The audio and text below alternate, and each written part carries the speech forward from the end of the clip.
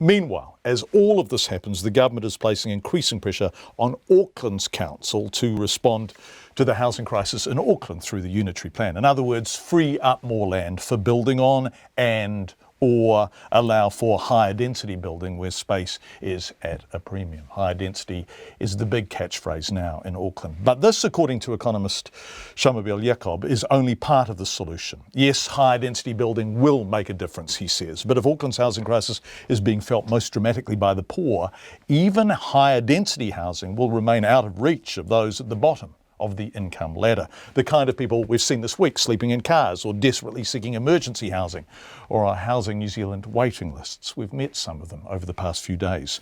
Who will build the housing for them? Who will pay for it? Will private developers do so when they can make far more money building housing for people who can afford to pay for it?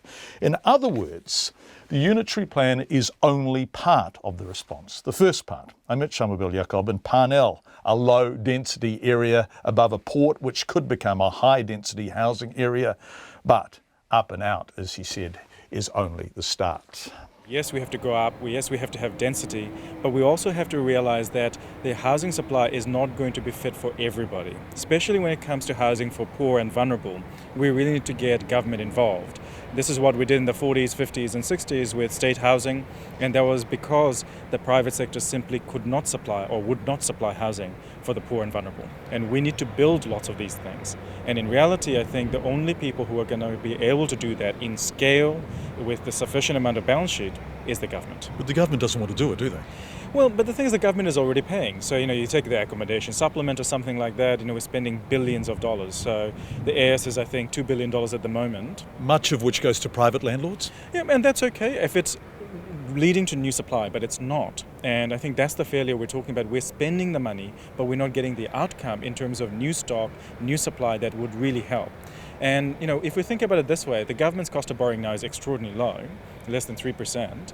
And if we had put that $2 billion into interest payments, that would be $67 billion of new building that we could be doing right now. So the government could have borrowed $67 billion, serviced the interest on that with the money that they're currently spending in accommodation supplements and be building housing stock. But there's no way that a government's going to do that, is there? Well, there is an ideological position that we need to pay down debt, and I understand the fiscal conservatism bit, but at the same time, we are already spending this money, and over time, we need to wean ourselves off spending that is not giving us the right outcome, which is good quality housing and housing for vulnerable and poor New Zealanders. So at the moment, we're spending $2 billion per annum on an accommodation supplement for properties we don't own by and large. We need to significantly increase the state housing stock to take the pressure off and to really give some security for these poor and vulnerable, because the reality is if we're not going to do that as a nation through the central government, then they're just going to be left to fend for themselves. And what we're seeing now, which is people who are really living in distressing circumstances, sleeping in cars, paying, and Claire, our camerawoman, and I actually saw this yesterday, $190 a night for emergency housing, when the reason they need emergency housing is that they don't have any money. That will continue unless we address this in a macro way.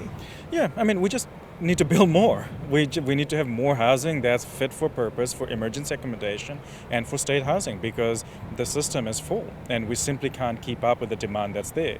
And the reality is that we know that it doesn't have to be this way in New Zealand. We are prosperous enough and we have the ability to solve this if we want to.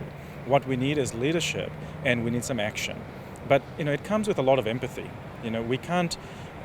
It feels like in New Zealand we've gotten to a situation where we treat poverty in a very punitive way. It's your fault for being poor, and you should pull yourself up by the bootstraps and work your way out of it.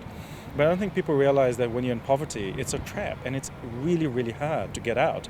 And we need to rally the rest of New Zealand to help these people out. And some of that help has to be not just about what we're doing now. We need to do more, and some of that more is around providing some secure housing for these folk.